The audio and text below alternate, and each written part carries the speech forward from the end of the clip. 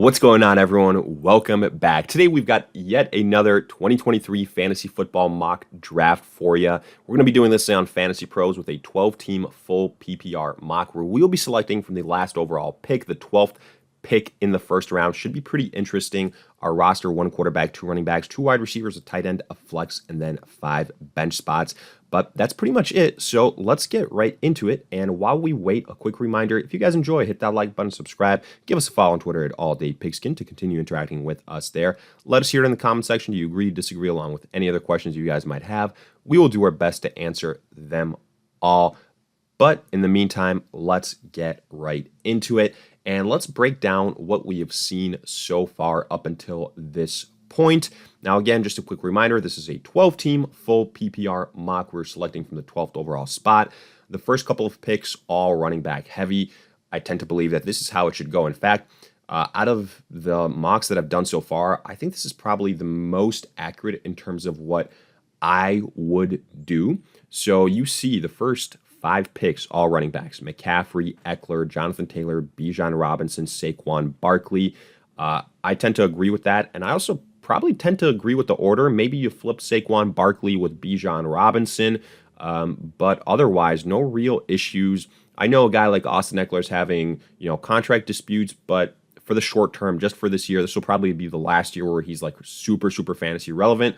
Eckler should be good to go. Then the top 2 wide receivers, Justin Jefferson, Jamar Chase. I have zero issue with that. Going right in the middle of the first round. Then another run on that next tier of running backs: Josh Jacobs, Derrick Henry, Nick Chubb, Travis Etienne. I do think Henry and Chubb are more standard based. I would have Tony Pollard above them, but that is just me. Speaking of Tony Pollard, he is there for us.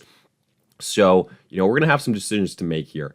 I'm looking at this list of players, and as things stand right now, we could go running back, we can go wide receiver, we can even go tight end with Mark Andrews. So let me take you through my logic here, because I think we're in a really good spot. We're going to have back-to-back picks. So I think that Cooper Kupp, you can make the argument he should be, the first overall wide receiver being picked. I mean, that's how he was playing while he was healthy last season and while Matthew Stafford was playing, even with the Rams being a dumpster fire. The only reason why I can't bring myself to draft him right now is because, again, this is May. It's still very early. Things will change when we get to July, to August, But the health of Matthew Stafford is still very much so a question mark. If you told me that Matthew Stafford is 100% healthy and he's going to play the entire season, then Cooper Kupp would be the unquestioned pick right now. But I don't know that for a fact. So for that reason, I'd rather go with somebody like a Travis Kelce here and then go with maybe a Tony Pollard, because I know if I ignore the running back position, it's going to come to bite me later. I could go Pollard and then like Ramondre, or 2 running backs, Pollard and then Breece Hall. But with Ramondre Stevenson, I know he was great, but I always am a little bit hesitant to trust the New England Patriots running backs. For the Jets, Breece Hall, he's coming off an ACL, so a little bit worried there, drafting him this early. So I'll probably go with Travis Kelce and Tony Pollard. There's other wide receivers here that would also be great picks. Tyreek, Stephon Diggs, Devontae Adams. But I think that there's a lot of depth at the wide receiver position. We're going to be able to get someone pretty good at the end of the 3rd round. So let's go with Tony Pollard here, and then we'll go with Travis Kelce and see what happens with our next couple of selections here, and point out if anything crazy has taken place and see if there's any really good value still on the board. So we went Pollard, we went Kelce, then a lot of those wide receivers that were screaming value were taken. Cooper Kupp, Tyreek Hill, Amon-Ra, CeeDee Lamb, Devontae Adams at the 208 is tremendous value. Stephon Diggs at the 210 is tremendous value. Chris Olave going before Diggs is interesting. I wouldn't do that. Najee Harris, Aaron Jones. Again, Aaron Jones is probably a guy that I'm going to be out on without Aaron Rodgers in Green Bay. Then Mark Andrews, A.J. Brown, great value on A.J. Brown at the 302. T.J. Hawkinson, I really like TJ Hawkinson. I don't know if I would draft him this early. Garrett Wilson, great value. Kenneth Walker, great value. I was really hoping he'd fall to me. Devonta Smith, Jalen Waddle, another guy I was really hoping would fall to me at the wide receiver position. Rashad White, T. Higgins. Again, unfortunately, Higgins doesn't make to us. Neither does Joe Mixon. Dalvin Cook, I would have been out on either way. He was a guy that last year showed me signs that, in my opinion, he might be, trending in the wrong direction. Let's just say it that way. So right now, if we go running back, I'd be looking at probably Miles Sanders. He's the guy that I have ranked the highest. It might be a little bit of reach right now, but I know he's not going to make it back to us. I'm not going to go quarterback this early. I already took a premier position early on in Travis Kelce at the tight end spot. So I'm probably looking at wide receiver at this point in time. I'm looking at Amari Cooper. I'm looking at DJ Moore. I think those would be my top two guys right now. DK Metcalf, I really like, but with the addition of Jackson Smith and Jigba, it's probably going to take away some opportunities from him. So right now, if I had to do it, I'd probably go with either Debo, Amari, and or DJ Moore. Keenan Allen is also an option. Staying with the Chargers, a PPR machine. So let's kind of make these selections right now. I decided I'm going to go wide receiver. So one of our picks is going to be probably Amari Cooper with another year with Deshaun Watson. That's the way I'm going to go there. And then here, look, I'm going to go with the PPR machine. I'm going to go with Keenan Allen. I think he can still get it done. So at the end of the third round, basically, I think it's decent value. And let's see what we have to choose with at the running back position afterwards. So we still have Tony Pollard. I don't love the depth there, but we're going to fix that right now. So after Amari and Keenan Allen selections, you saw some quarterbacks go, Mahomes, and then running backs, Montgomery, Jahmyr Gibbs, Dameon Pierce, the two Detroit running backs back-to-back. Interesting. Dameon Pierce, Josh Allen, Kamara, Dobbins. Kamara's ADP is going to skyrocket between now and July, especially if there's no news on suspension or if it's looking less and less likely. So keep that in mind. Then Tyler Lockett, DeAndre Hopkins, good value on Hop, good value on Pittman at the 501. Cam Akers, 502. London, Christian Watson, a lot of wide receivers here. Jalen Hurts, the 507. Kirk. Miles Sanders at 509 is amazing value. Same with DJ Moore at 510. Wow, barely missed out on what I think are potentially the steals of this draft. So let's look at our roster right now. We've got Pollard, Amari Cooper, Keenan Allen, Travis Kelce. We need some more running back depth, folks. So I'm looking at James Conner. I really like that pick potentially there. Javonte Williams coming off let's not lie about it, a serious injury, but he's somebody that it's one of those high upside picks. So let's just leave it at that. Wide receivers, I'm looking at Terry McLaurin, but I don't love the quarterback situation in Washington. I think they're honestly playing for a quarterback in the 2020, I guess would be 4 class. So yeah, it's one of those situations. I will probably here go with James Conner for sure, because we need running back help. So let's add James Conner to the squad, and then I'll probably go Javonte Williams. Honestly, it's either him or DeAndre Swift.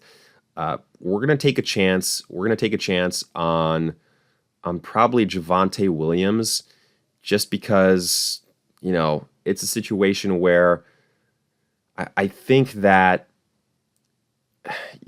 I've already got Pollard. I've got James Conner. I'm going for a home run type of pick that can pay off. So let's see what happens with Javonte Williams. I very well understand that it can be a complete bust of a pick. So I need more running back depth. So I'm going to go with a high upside guy. And somehow DeAndre Swift falls down to me. Holy cow. Let's see if that's realistic or not. Because I did not expect that. Wow. So after Javonte Williams, Terry McLaurin makes sense. Run on tight ends, Goddard, Kittle, Pitts, Darren Waller, Lamar Jackson, Pacheco, sure, Mike Evans, Brendan Ayuk, Marquise Brown, Trevor Lawrence, Justin Herbert, Deshaun Watson. Great value on Justin Herbert at the 704. Wow. Mike Williams, great value on him at the 705. Calvin Ridley at the 708, great value. So we do need a quarterback here, but I mean, I don't love the options. I'm not going to lie to you. Tua, Daniel Jones, Kirk Cousins, Geno Smith, Aaron Rodgers. I'm going to just continue to load up on wide receivers right now and just other best player available. Right now, DeAndre Swift, without a doubt, best player available at the running back position. He's got to contend with, Rashad Penny, but I'm not too worried about that. As far as wide receivers here, because we do need to add some depth behind Cooper and Keenan Allen, I'm looking at the names here. Jacoby Myers, no. Elijah Moore, I've already got Amari Cooper. That's tough. Michael Thomas potentially in New Orleans if he's healthy. I don't mind that pick. Cortland Sutton also there. So there's a lot of, kind of interesting options. Brendan Cooks in Dallas, though. Too many cooks in the kitchen there. I'm not a big fan of Bateman or Tony or Gabe Davis or Darnell Mooney. I'm going to go with Michael Thomas here. It's going to be a quote-unquote reach of a pick, but I think that it's one that, again, we're going with high upside. I'm going Michael Thomas here. And then at this point in time, we can take a quarterback and see what the totality of our roster is looking like. So at quarterback, Tua is still there. I could just go Aaron Rodgers, in New York with all those weapons that he has. I think, to silence the haters maybe once more is an option, and then go with a high upside quarterback afterwards. So let's do that. Let's go with Aaron Rodgers. It's going to tell us it's a reach. It's okay. And then looking at running backs, wide receivers, there's still some decent wide receiver value. As far as tight ends go, I've already got Travis Kelce, so I'm not worried about it. If I'm going just the highest upside here, I'm between Elijah Moore and Jordan Addison.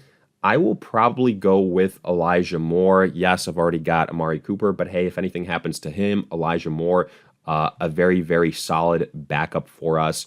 So let's go with Elijah Moore here, and then continue to add more depth at the wide receiver position. So one of our next picks will be Jordan Addison, who I mentioned. He's still there. I like that pick. So we get that. And here, let's add one high upside quarterback. So that will be, again, we can go a number of different ways. We can go Kirk Cousins. He's going to be serviceable, I believe. Russell Wilson, I think he's going to have a bounce back year. But a guy that I've really liked to take as far as high upside goes, Anthony Richardson. Just Anthony Richardson. I think he's going to play at some point in his rookie season. So I'm going to go with Anthony Richardson here. And then, we are all set. Let's see the grade we get. I think it might be a little bit lower than what I would like to see. But, okay, it's a C+. So, look, I actually think it should be a little bit higher. I'm not going to lie to you. I think we did a really good job on our bench. We did get lucky with guys like DeAndre Swift falling to us, maybe even Javonte Williams. But again, with Williams, he's coming off a major injury. But it's okay. We can plug in a Swift. We can plug in a Michael Thomas. So I'm not too worried. Rodgers, we waited on the quarterback position. I'm totally fine with that. But I think he'll be serviceable. And then we've got a high upside guy in Anthony Richardson. We've got the 101 at the tight end position. Tony Pollard. And then we waited for running back afterwards, but we got James Conner, we got Javonte, we got DeAndre Swift. I think I would call this a B- draft, but hey, let me know your thoughts. I think it was an interesting result, especially drafting out of the number 12 slot. If you guys enjoyed, though, hit that like button, subscribe, give us a follow on Twitter at AllDayPigskin to continue interacting with us there. Let us hear in the comment section if you agree, disagree, along with any other questions you guys might have. We'll do our best to answer them all, but in the meantime, we'll see you guys in future videos.